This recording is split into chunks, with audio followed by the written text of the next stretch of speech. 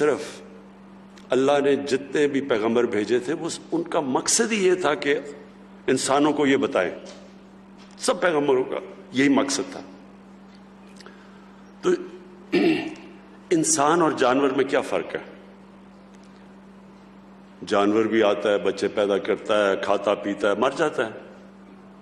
तो अगर इंसान भी पैसा बनाए, बच्चे पैदा करे, अपने लिए खाए पिए और मर जाए, तो उसमें और जानवर में ज्यादा फर्क नहीं है। इंसान अशरफुल मखलूकात है, अल्लाह की सबसे अजीम मखलूक। फरिश्तों को अल्लाह ने कहा कि इसके सामने झुको, और शैतान को अल्लाह ने उसको यानी जो उसको कंडेम किया, वो किया इसलिए कि उसमें तकब्बर था। वो कहता मैं इंसान से ज्यादा सुपीरियर हूं। लेकिन अल्लाह ने कहा कि मैंने इंसान में वो सलाहियतें दी हैं जो तुम्हें भी नहीं पता और तुम्हें भी नहीं दी। कहने का मकसद यह है कि इंसान एक बहुत, अल्लाह ने अपनी सबसे हमें अजीम मखलूक बनाया। तो जब तक इंसान अपना दुनिया में मकसद नहीं समझता, ये दुनिया में आप देखें अफरा तफरी मची हुई है, लालच है, पैसे के पीछे भाग रहे हैं कि जैसे पैसे से खुशी आ जाएगी। एक न्यूयॉर्क टाइम्स से मैंने पढ़ा एक दफा, एक 50 साल आदमी न्यूयॉर्क के अंदर टॉप साइकाट्रिस्ट था। उसने 50 साल के बाद अपनी फाइंडिंग्स दी, और उसके नंबर 1 फाइंडिंग क्या थी कि उसने कहा जो मेरे पेशेंट्स थे उनमें मैंने एक चीज देखी कि जितना जितना उसका पैसा बढ़ता रहा और उसकी दौलत बढ़ती रही,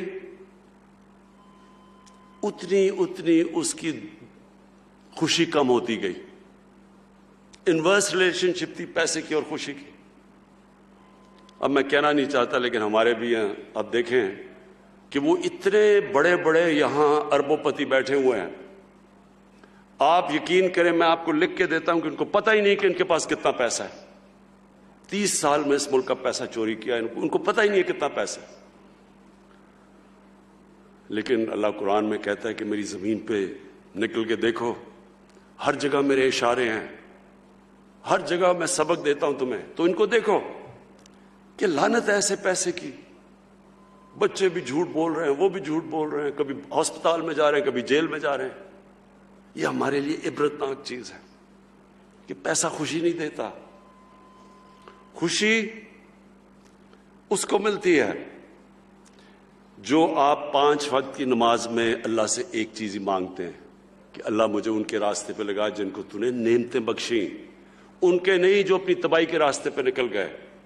ये सारा वक्त आपकी जिंदगी के अंदर ये 2 रास्ते आएंगे, और एक खुशी का रास्ता है और एक आपकी तबाही का रास्ता है। एक वो रास्ता है जो आसान रास्ता नहीं है, मुश्किल रास्ता है।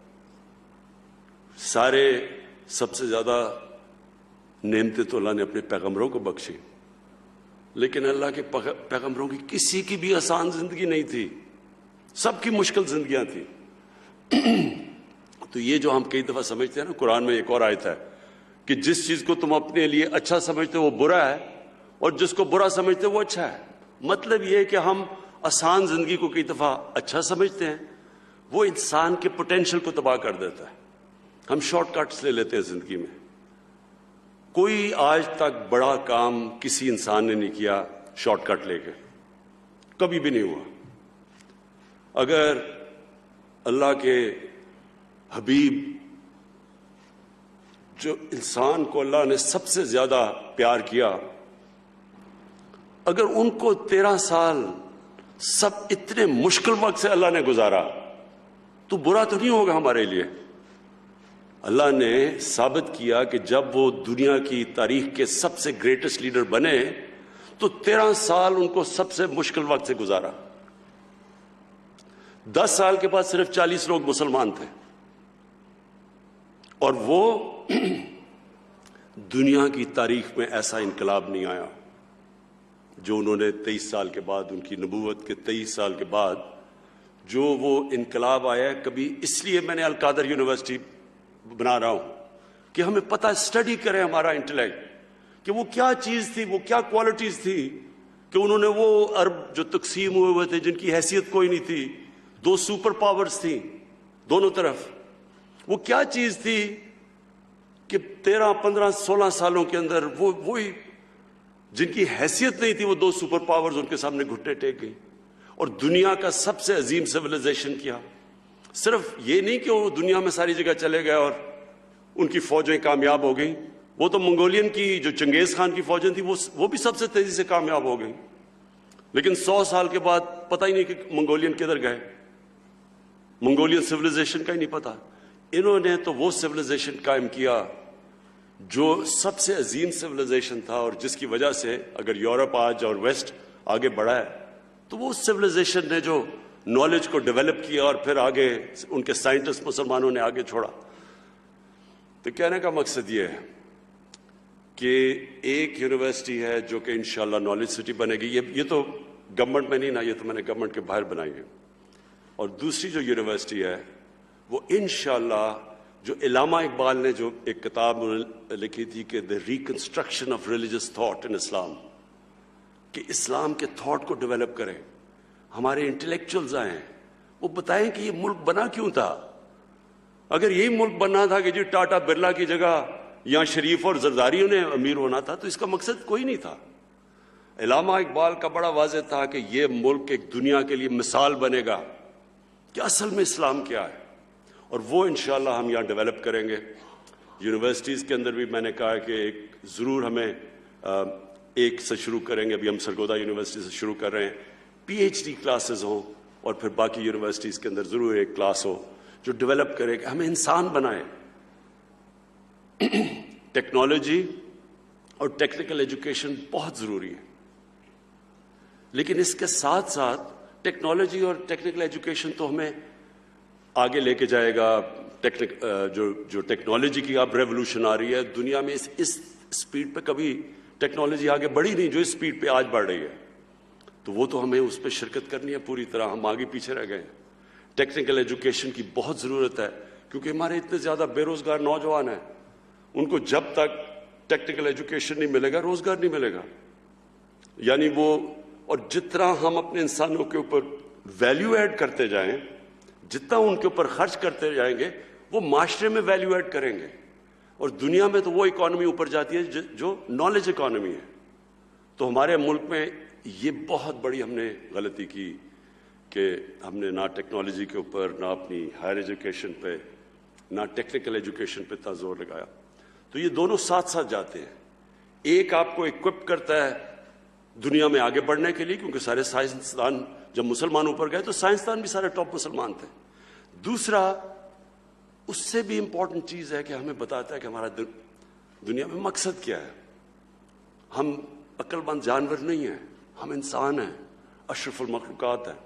तो यूनिवर्सिटी एजुकेशन का बहुत बड़ा इम्पैक्ट पड़ता है सोसाइटी पे, क्योंकि यूनिवर्सिटी एजुकेशन लोगों को एक और लेवल पे लेके जाती है। अमेरिका की जो असेंट हुई, जब आज से 120 साल पहले ऊपर जाना शुरू हुआ अमेरिका, तो वो उसकी एक बहुत बड़ी वजह थी कि दुनिया में सबसे ज्यादा ग्रेजुएट्स अमेरिका में निकल रहे थे। जब आपके ग्रेजुएट्स, जब आपकी हायर एजुकेशन के अंदर आप लोगों के ऊपर इन्वेस्ट करते हैं अपने पॉपुलेशन पे, तो वो खुद ही मुल्क उठा देता है। जरूरत नहीं पड़ती आपको कुछ करने की, एक पढ़ा लिखा पॉपुलेशन खुद कौम को उठाता है। तो मैं आपको खराज तहसीन पेश करता हूँ कि यहाँ से आपके इतने ज़बरदस्त रिजल्ट्स हैं मलाकान यूनिवर्सिटी के, और इंशाअल्लाह मैंने महमूद खान को कहा हुआ है कि जैसे जैसे हमारे हालात बेहतर होते जाएंगे, हम बड़े मुश्किल हालात से निकले हैं। पहले तो साल स्टेबल ही करते रहे क्योंकि बिल्कुल मुल्क मकरूज था, और मैं आपको ज़रा बताऊं कि मकरूज कैसे था, यानी आपको स्टेटिस्टिकली पता चले कि मुल्क के हालात क्या थे। जब हम आए तो मुल्क के पास पैसे नहीं थे, अपने जो बाहर की कर्जों की किस्तें देनी थी और अपनी रिपेमेंट्स करनी थी, हमारे पास पैसे नहीं थे, डिफॉल्ट कर रहे थे। हमारे दोस्त मुल्कों ने मदद की, बचा लिया हमें डिफॉल्ट से। अगर डिफॉल्ट हो जाता तो लोग आज अगर महंगाई को कह रहे हैं कि ज्यादा महंगाई है, आपको अंदाजा नहीं कि वो किस तरह की महंगाई आनी थी, क्योंकि डिफॉल्ट होता तो रुपए ने गिर जाना था। जब रुपए ने गिरना था तो सब कुछ चीज सब महंगी हो जाती है। तो अभी भी जो महंगाई है वो इसलिए कि 2018 के शुरू में और अब तक रुपया 107 रुपए डॉलर से 155 या 160 पे पहुंचा है। तो जब रुपया गिरता है सारी चीजें महंगी हो जाती हैं, इंपोर्ट सब कुछ, तेल, बिजली, ट्रांसपोर्ट, बाहर से दालें, घी, जो चीज इंपोर्ट होती है वो महंगी हो जाती है। तो तो इफेक्ट रुपए की कमजोरी से पड़ता है। तो रुपया अगर, क्योंकि हमारे पास तो फॉरेन एक्सचेंज रिजर्व्स ही नहीं थे, तो अगर वो रुपया गिरना शुरू होता, हमारे पास तो कोई चीज उसको रोकने के लिए नहीं थी, इसलिए हमारे दोस्त मुल्कों ने हमारी मदद की, हम बच गए। तो आज जरा 2.5 साल में मैं आपको ये बताऊं कि पिछले नून लीग के 2.5 साल में उन्होंने कितना कर्जों पे सूद वापस किया था? 3000 अरब। हमने अपने 2.5 साल में कर्जों पे कितना सूद अब तक वापस कर चुके हैं? 3.2 ट्रिलियन, 6.2 ट्रिलियन, यानी दुगने से ज्यादा। 6.2 ट्रिलियन हमने वापस किया है, उन्होंने इसी टाइम में 3 ट्रिलियन वापस किया। सूद के साथ जो हमने लोन रिपेमेंट्स किए हैं, उन्होंने आराम से उन्होंने अपने 2.5 साल में कितनी रिपेमेंट्स की थी? लोन प्लस इंटरेस्ट 20 ट्रिलियन, 20,000 अरब। हमने अभी तक कितनी की है? 35,000 अरब। सो इसका होता क्या है, जब आप इतने ज्यादा कर्जे वापस करते हैं, पैसे ही नहीं होते अपनी तालीम पे खर्च करने के लिए, अस्पतालों पे, सड़कों पे। तो ये तो हम अब मैं आपको बताता हूं क्या क्या करना है, हमारे जो चैलेंजेस और हम क्या कर रहे हैं। नंबर 1, अब हमारे ऊपर ये कर्जों का बोझ पड़ा हुआ है, इसको हमने वापस कैसे करना है? वेल्थ क्रिएशन से। ऐसे प्रोजेक्ट्स बनाने हैं जो कि हमारी दौलत में इजाफा करें। मसलन लाहौर में रावी सिटी बना रहे हैं, नया शहर, इसके अंदर ट्रिलियंस की यानी कई हजार अरब रुपए की इसके अंदर वेल्थ जनरेशन होगी। हमारा कोई खर्चा नहीं होगा क्योंकि प्राइवेट सेक्टर आएगा। एक कराची में बंडल आइलैंड है, बड़े बड़े इन्वेस्टर्स इंतजार कर रहे हैं। जिस वक्त अभी सिंध हुकूमत हमें किसी वजह से इजाजत नहीं दे रही, लेकिन बड़े बड़े इन्वेस्टर्स आ रहे हैं जो कि वहां इन्वेस्ट करना चाहते हैं। उससे क्या होगा? फॉरेन एक्सचेंज आएगा हमारे पास, हमारा रुपया मजबूत होगा। फिर हमने लाहौर में एक डिस्ट्रिक्ट बनाई है, बिजनेस डिस्ट्रिक्ट।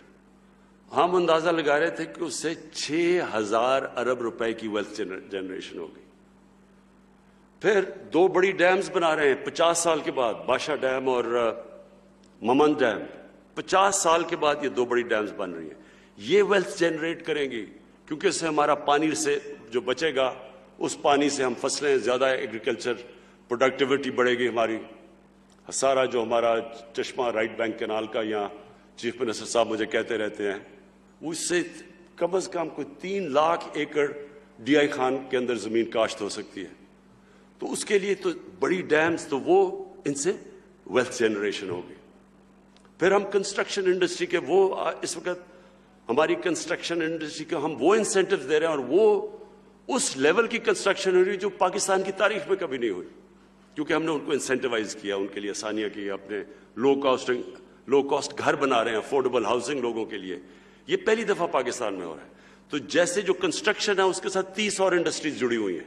तो जब कंस्ट्रक्शन चलती है तो 30 और इंडस्ट्री चलती है, रोजगार भी मिलता है, वेल्थ क्रिएशन भी होती है। और फिर जो अगली चीज है टूरिज्म।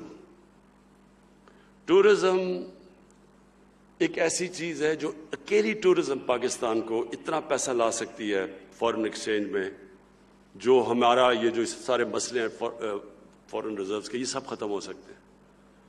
और टूरिज्म जो इस वक्त अंदरूनी टूरिज्म है, डोमेस्टिक टूरिज्म है, वो पाकिस्तान में टेक ऑफ कर गई है।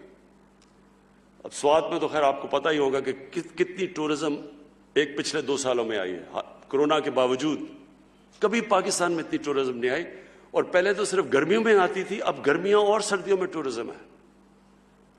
इसलिए ये बड़ा अच्छा आपने यहाँ हॉस्पिटैलिटी की क्लासेस रखी हुई हैं, बहुत इंपॉर्टेंट है आपके लिए, क्योंकि टूरिज्म में इन पहाड़ी इलाकों में, दूर दराज इलाकों में इतना रोजगार मिलेगा लोगों को, उनको जाना नहीं, लोग जाते हैं बाहर, कोई कराची जाता है, कोई दुबई, कोई सऊदी अरेबिया नौकरियां ढूंढने के लिए। लेकिन जब ये टूरिज्म टेक ऑफ हो गई, ये सारे इलाके के अंदर लोगों को बाहर नहीं जाना पड़ेगा, क्योंकि जो वो पैसा जनरेट करता है, मैं आपको मिसाल देता हूं, पाकिस्तान तो कोई मेरे ख्याल में $1 या $2-3 मिलियन भी नहीं जनरेट करता टूरिज्म से। मलेशिया, जिसकी सिर्फ सी टूरिज्म है, $20 अरब जनरेट करता है, $20 अरब। हमारी एक्सपोर्ट्स $25-26 अरब है, तो सिर्फ टूरिज्म से। फिर तुर्की $40 अरब जनरेट करता है टूरिज्म से। स्विट्जरलैंड 2 फिगर्स आती हैं, 60 अरब से $80 अरब जनरेट करता है। और स्विट्जरलैंड, हमारा जो शुमाली इलाके हैं, नॉर्दर्न एरियाज, वो आधे हैं स्विट्जरलैंड से, सॉरी स्विट्जरलैंड आधा है हमारे नॉर्दर्न एरियाज से, दुगना है स्विट्जरलैंड का साइज। तो हम अगर इसको सही माने में यूटिलाइज करें, मुझे एक ऑस्ट्रेलियन ने आके कहा कि जो स्कीइंग यहाँ इधर हमारे नॉर्दर्न एरियाज में है, वो कहता उसने दुनिया में कहीं नहीं है इस तरह की स्कीइंग, और स्कीइंग के ऊपर ही सारा जो स्विट्जरलैंड का पैसा बनता ही स्कीइंग के ऊपर है। तो हम सिर्फ टूरिज्म को अब हम पूरा जोर लगाने लगे हैं टूरिज्म पे, और इंशाअल्लाह इसको पूरी तरह, और ये जो आपने मलाकंड में कोर्सेज ऑफ हॉस्पिटैलिटी के रखे, जबरदस्त काम किया आपने, बिकॉज ये फ्यूचर है अब आगे। फिर जो इंडस्ट्रियलाइजेशन, देखिए मुल्क कभी इंडस्ट्रियलाइजेशन के बगैर नहीं आगे जाता।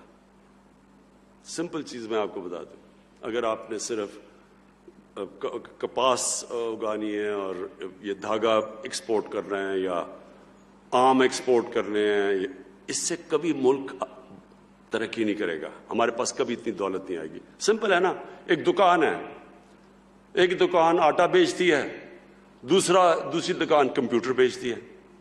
अब सोचो उसकी क्या आमदनी है और इसकी क्या आमदनी है। उसी तरह मुल्क जब वो वैल्यू ऐड करता है, जब वो नॉलेज बेस्ड इकोनॉमी बना देता है, उसकी इतनी ज्यादा रिटर्न्स है कि वो मुल्क ऊपर उठ जाता है। मलेशिया, जब महातिर मोहम्मद मलेशिया में आए अर्ली 80s में, तो मलेशिया सिर्फ रबर और मेरे ख्याल में टिन, ये 2 एक्सपोर्ट्स थी उसकी। उसने आके इलेक्ट्रॉनिक्स की पहले कॉटेज इंडस्ट्री बनाई, और वो आहिस्ता आहिस्ता वही कॉटेज इंडस्ट्री पूरी उनकी इलेक्ट्रॉनिक की इंडस्ट्री बन गई। $80 अरब सिर्फ उसकी इलेक्ट्रॉनिक एक्सपोर्ट्स थी। तो आगे हमने जो जाना है, हमने टेक्नोलॉजी और टेक्निकल एजुकेशन लेके, और अपनी इंडस्ट्री को अब हमने पहली दफा, ये 1950s में हमारी इंडस्ट्री बड़ी तेजी से ऊपर जा रही थी, बदकिस्मती से 70s में नेशनलाइज कर दी और सारा कुछ रुक गया। अब हम उसके बाद पहली दफा पाकिस्तान अपनी इंडस्ट्री उठा रहा है। आखिर में मैं जो आपको कहना चाहता हूं, देखें अल्लाह ने इस मुल्क को किसी चीज की कमी नहीं दी। इसमें अल्लाह ने इतनी नेमतें दी हैं कि मैं हैरान हूं कि लोगों को पता ही नहीं क्या नेमतें दी अल्लाह ने। कोई भी नेमत यहां है ही